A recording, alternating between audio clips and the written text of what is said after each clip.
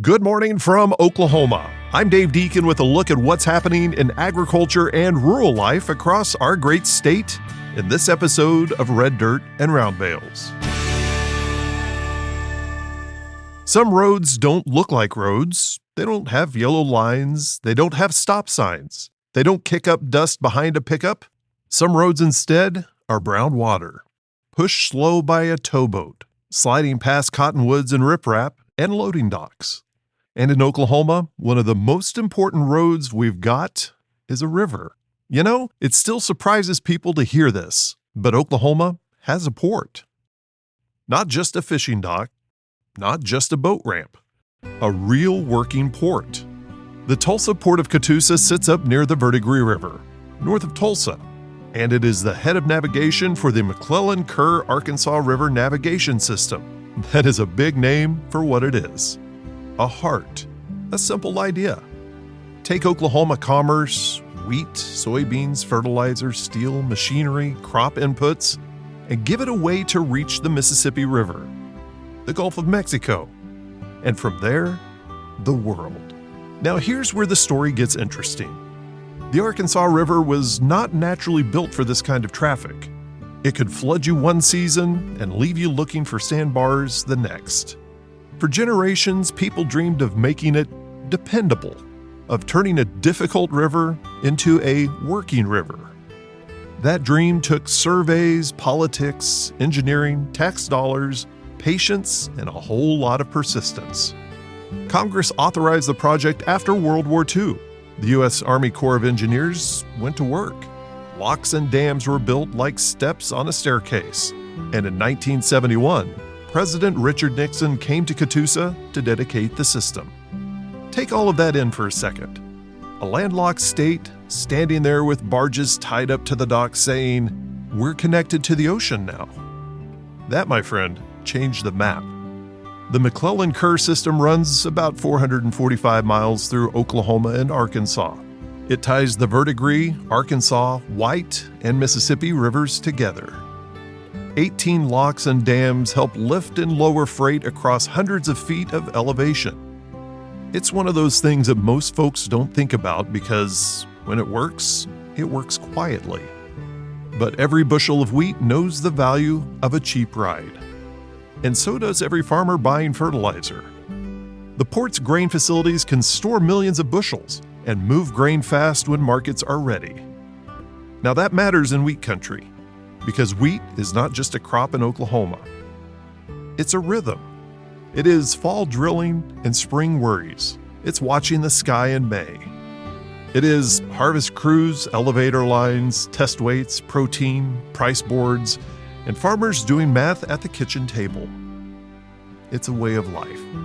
And once that wheat leaves the field, it has to go somewhere.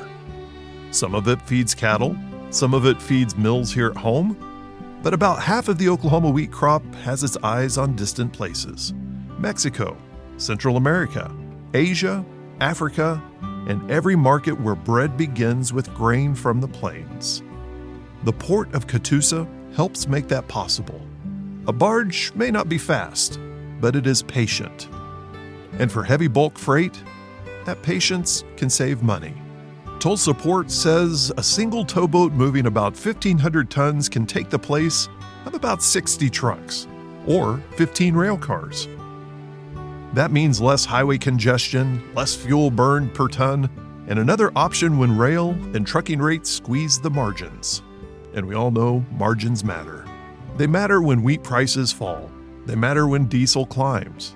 They matter when fertilizer costs jump, and a producer has to decide how much risk this year can stand. The same waterway that helps Oklahoma send grain out, well, it also helps bring fertilizer in. Dry fertilizer arrives at Catoosa by barge, then moves out by truck or rail to dealers, co-ops, and farms across Oklahoma and the surrounding states.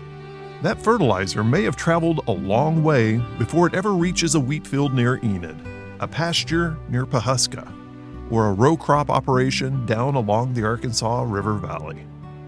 It's easy to look at a field and only see a crop, but behind that crop is a supply chain. There is somebody loading a barge, somebody testing grain, somebody switching rail cars, somebody running a forklift at midnight, somebody making sure the fertilizer gets where it needs to go before planting weather closes the window. That's the thing about commerce. It looks cold on paper, but it's full of people. The Port of Catoosa is not just docks and cranes. It is welders, tugboat operators, grain merchandisers, truck drivers, elevator hands, mechanics, warehouse crews, and families who make a living because Oklahoma has a water road to the world. And it's bigger than agriculture, too. Steel moves there. Petroleum products move there. Machinery moves there.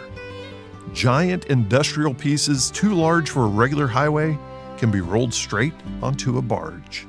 But wheat and fertilizer tell the story best. One goes out to feed people, one comes in to help grow the next crop. That circle is Oklahoma commerce in plain clothes. And maybe that is why the McClellan-Kerr system still matters more than most people realize. It did not make Oklahoma coastal, but it did give Oklahoma a doorway. A farmer's wheat field can be tied by truck and rail and barge to a ship on the Gulf. A fertilizer shipment from far away can find its way back inland to a local co-op. A place that looks landlocked on a map can still send the results of its hard work out into the wide world. Some roads are made of asphalt, some are made of steel rail, and some are made of water, locks, towboats, and that old stubborn belief that inland people deserve a path to market too. That's the Port of Catoosa. That's the McClellan-Kerr. And that is Oklahoma commerce, floating steady, one barge at a time. To learn more about the McClellan-Kerr system and the Port of Catoosa, visit reddirtandroundbales.com. I'm Dave Deken, and we'll talk with you next week when we take another look at rural life and agriculture in Oklahoma on Red Dirt and Round Bales.